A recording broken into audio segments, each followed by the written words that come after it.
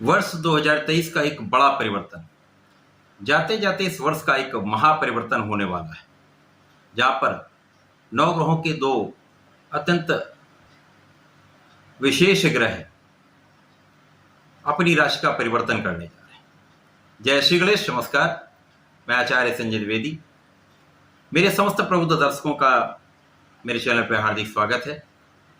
वर्ष 2023 का जो अंतिम 2-3 माह हैं, इन माह में कुछ विशेष परिवर्तन विशेष रूप से समस्त राशियों को प्रभावित करने जा रहे हैं। जहां पर ये एक महापरिवर्तन इसलिए कहा जा रहा है क्योंकि राहु वर्तमान समय के सबसे क्रूर ग्रह भी हैं, शक्तिशाली ग्रह भी हैं। कलयुग के राजा कहा जाता है। मायावी ग्रह राहु है। यदि अच्छी स्थिति में आ जाए राहु तो ये राजा बना देते हैं, परंतु कहीं ना कहीं एक कठिन स्थिति में आकर ये किसी भी जातक को आसमान से जमीन पर भी ला देते हैं, कठिन परिस्थितियां उत्पन्न कर देते हैं। ऐसी विपरीत परिस्थितियां बनाते हैं जहां पर जीवन अत्यंत संघर्षपूर्ण हो जाता है, जिसका कोई निराकरण शीघ्र नहीं मिल पाता, कष्टमय जीवन हो जाता है। परंतु ये अच्छी स्थिति में आकर रंग से राजा बनाने में भी देरी नहीं करते। 30 अक्टूबर को राहु और केतु का राशि परिवर्तन होगा, क्योंकि दोनों एक दूसरे से 180 डिग्री पर होते हैं। राहु का मीन राशि में गोचर प्रारंभ होगा, इसी प्रकार से केतु का कन्या राशि में गोचर आरंभ हो जाएगा। आज मैं राहु के राशि परिवर्तन के प्रभाव को लेकर आपके सम्मुख उपस्थित हूं।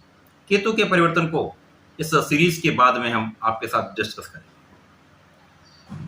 क्योंकि राहु 1.5 वर्ष के लिए अपनी राशि का परिवर्तन करते हैं और राहु जिस स्थिति में होते हैं उसके जस्ट अपोजिट केतु का प्रभाव होता है।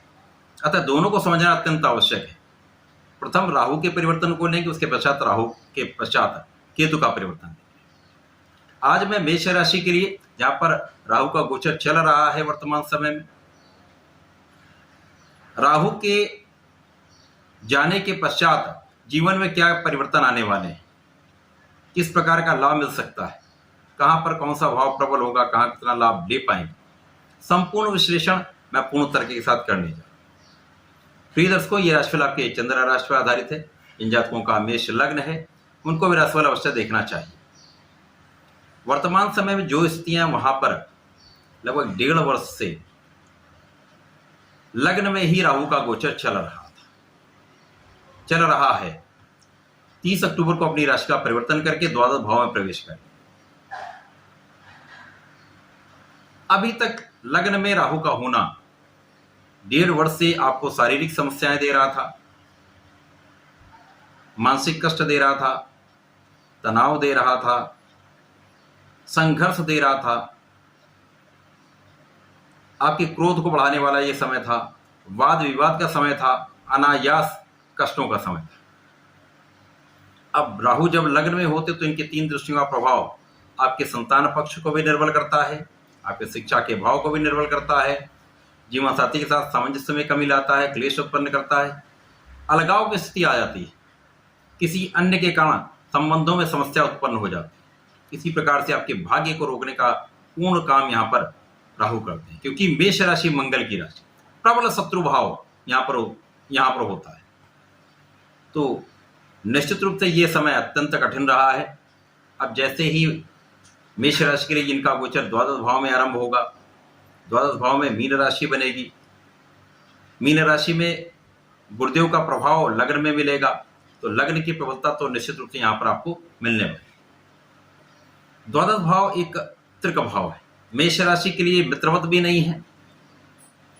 जब ये द्वादश भाव में होंगे तो द्वादश भाव व्यय का है, क्षय का है, विदेश भाव है, तो कुछ लाभ भी मिलेंगे, कुछ कहीं ना कहीं समस्याएं भी हो सकती हैं।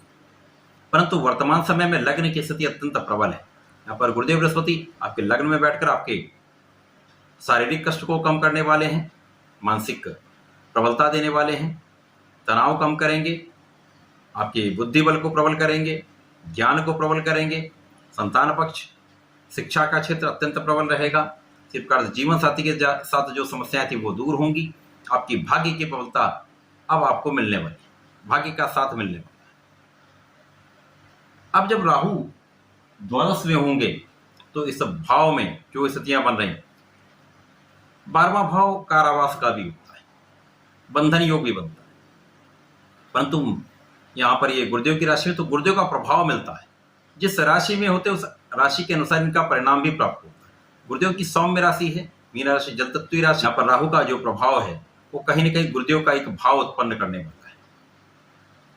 अब यहाँ पर कानूनी समस्याओं में फंसने का योग भी बनता है, तो यहाँ पर पूर्ण रूप से आपको विवाद से बचना होगा, वाद विवाद में पड़ना ही नहीं, अवॉइड करना है।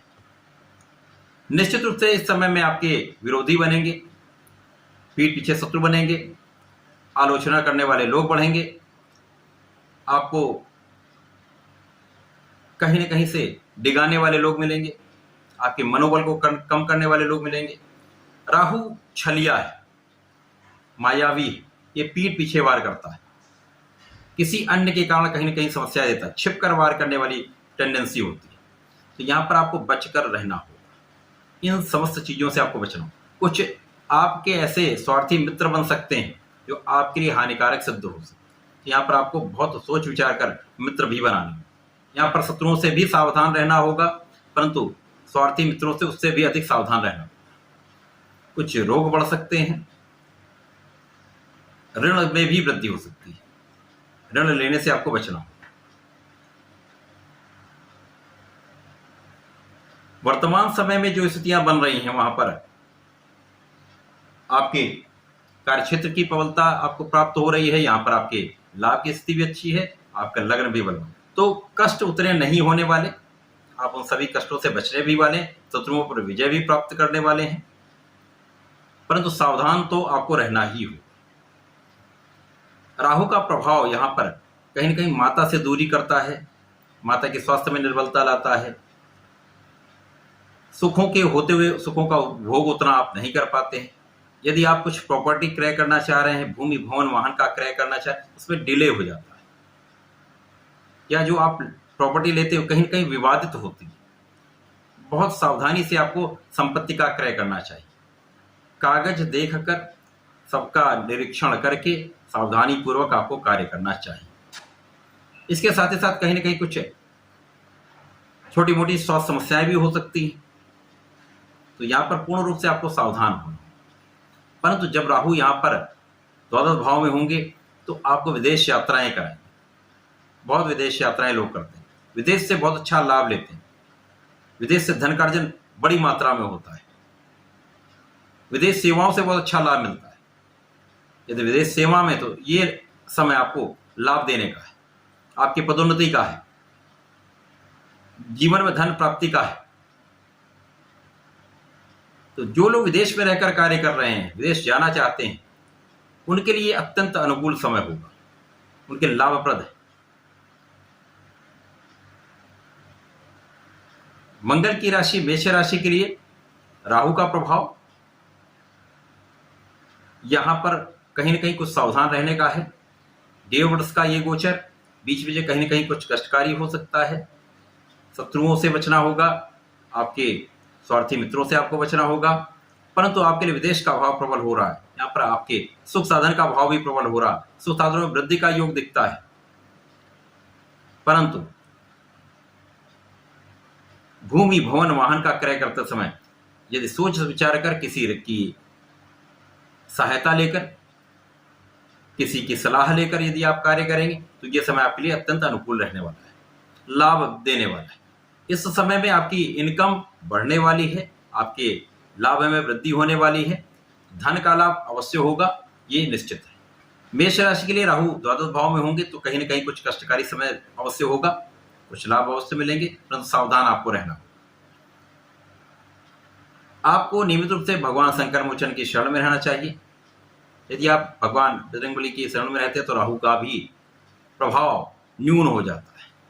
यहाँ पर अब वो कष्ट भी नहीं राहु देने वाले हैं जो पहले कष्ट था, लग्न में होकर आपको बहुत कष्ट दे रहे, समस्त चीजों को अवरुद्ध कर दिया था इन्होंने। भाग्य, संतान का पक्ष, शिक्षा का पक्ष, और आपके वैवाहिक पक्ष को, समस्त भावों को निर्बल किया था। अब वो समस्याएं नहीं रहने वाली। जो समस्याएं मैंने बताई केवल उन पे आपको ध्यान देना होगा, विवाद से बचना होगा, तो ये बहुत कष्टकारी नहीं रहे। यहाँ पर आपका भाग्य साथ देगा, निश्चित रूप से आपके भाग्य में वृद्धि होगी। जीवन साथी के साथ भी आपका सामंजस्य बढ़ेगा, शिक्षा संतान का पक्ष भी बलवान रहने वाला है। तो ये बहुत अच्छी स्थिति है। जहाँ पर राहु की नकारात्मकता थी वो भाव आपके बलवान हो जाएंगे। कुछ समस्याएं हो सकती हैं, उन पर आपको ध्यान देना। आपको नियमित रूप से हनुमान अष्टक का पाठ करना होगा, हनुमान चालीसा करनी होगी। राहु के मंत्र का यदि आप नित्य एक माला भी कर लेते हैं तो ये आपके लिए अत्यंत लाभदायक भी होगा। ओम भ्राम ह्रीं भ्रौं सह राहुवे नमः, इसका यदि एक माला जप कर लेंगे तो राहु के कष्ट कम हो जाते हैं, लाभ की वृद्धि हो जाती है। तो ऐसा करके इसका लाभ लें। धन्यवाद, नमस्कार।